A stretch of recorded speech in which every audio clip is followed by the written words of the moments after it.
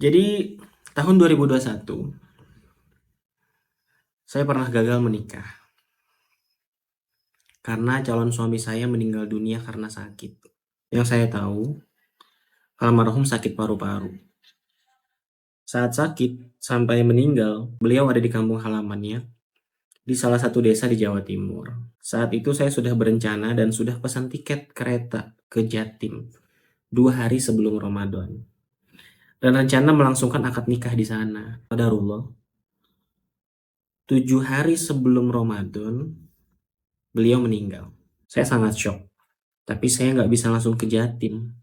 Apalagi saya sudah pesan tiket kereta. Akhirnya, saya menguatkan diri untuk pergi ke Jatim sesuai jadwal yang telah saya beli. Saya sangat sedih karena sudah 1 tahun saya dan calon suami saya LDR untuk mempersiapkan pernikahan saya. Dan saya pun juga tidak melihat wajahnya untuk terakhir kalinya.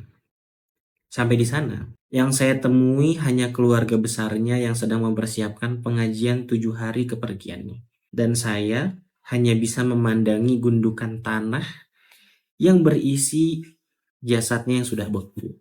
Jasad calon suami saya tadi. Singkat cerita, saya dipercaya oleh ibunya untuk memegang HP almarhum untuk menyelesaikan semua urusan almarhum di Jakarta yang tertunda karena COVID. Di situ, saya menemukan hal yang membuat saya shock. Dan alasan mengapa Allah pisahkan kami. Ternyata almarhum mengidap penyakit HIV/AIDS. Dan dia adalah seorang gay. Wah, awalnya saya terpukul karena selama ini merasa ditipu oleh lelaki yang saya kenal soleh, baik, dan sopan. Ini takdir dan Allah begitu sayang sama saya. Allah pisahkan kami. Ini kayak pernah tapi bukan si beda nih kayaknya nih. Mirip tapi case-nya. Ya. Hingga pada akhirnya saya menerima bahwa ini takdir dan Allah begitu sayang dengan saya. Akhirnya 1 tahun berlalu. Saya bertemu juga lagi dengan seorang pria. Dia soleh, hafiz Quran, baik hatinya dan lembut tutur katanya. Selama 2 tahun, kami mencoba untuk dekat dan banyak dukungan dari orang-orang sekitar. Di akhir 2023, saya memberanikan diri meminta kepastian untuk dinikahkan di bulan Syawal. Dia menyanggupi, lalu kami sudah punya planning A, B, dan C. Tetapi, di tanggal 17 Januari, dia memutuskan saya dengan alasan yang sangat mengejutkan.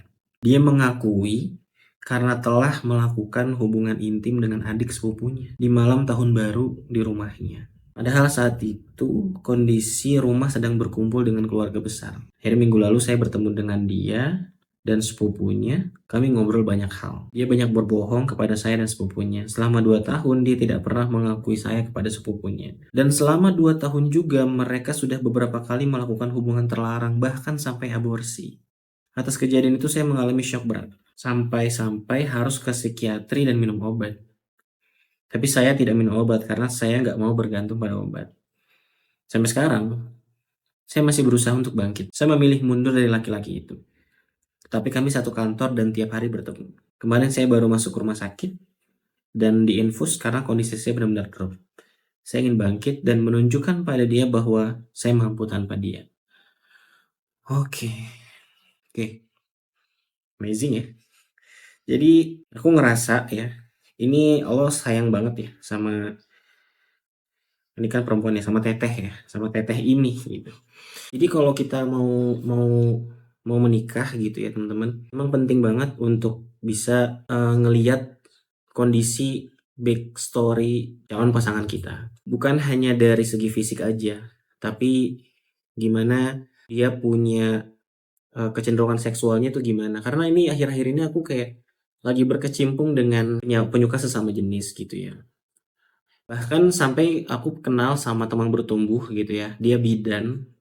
Sampai bidan itu kayak perlu banget, nganjurin banget untuk nge-cross check kesehatan kelamin calon pasangan. Kenapa sih gitu? Itu perlu dicek gitu, dan itu emang perlu banget buat dicek sejak awal karena biar bisa ngeliat gitu. Karena aku pernah dapat case, dapat klien, dia itu gay tapi udah menikah gitu, udah menikah. Dan yang lebih gawatnya lagi itu adalah selama dia juga berhubungan dengan laki-laki gitu si suaminya, tapi dia juga berhubungan sama istrinya. Nah, ini kan fatal ya gitu. Kenapa? karena si suaminya hubungannya tidak sehat gitu. Nah, akhirnya itu akan menular dan sangat potensi menular ke perempuan tuh lebih besar gitu, akan ketularan penyakit yang ada di kelamin itu sangat-sangat merugikan perempuan. Makanya waktu itu ketika klien itu konsul, akhirnya aku sarankan untuk segera buat cek kesehatan kelaminnya dia gitu. Biar bisa ditangani sejak awal kalau ternyata ada apa-apa. Tapi semoga nggak ada apa-apa. Jadi kalau kita mau menikah gitu ya, oke, cinta nih sejak awal, tapi banyak checklist-checklist yang teman-teman perlu coba untuk di cross check lagi. Background story-nya, genogram tuh kayak kondisi bagaimana pengasuhan membentuk calon pasangan kita gitu. Karena pengasuhan itu akan berpengaruh nanti ketika mengasuh anak atau bahkan berpengaruh kepada respon terhadap konflik di pernikahan. Karena pengasuhan itu seberpengaruh itu terhadap kita. Oke, semoga Allah berikan pengganti yang lebih baik ya buat teteh ini. Oke.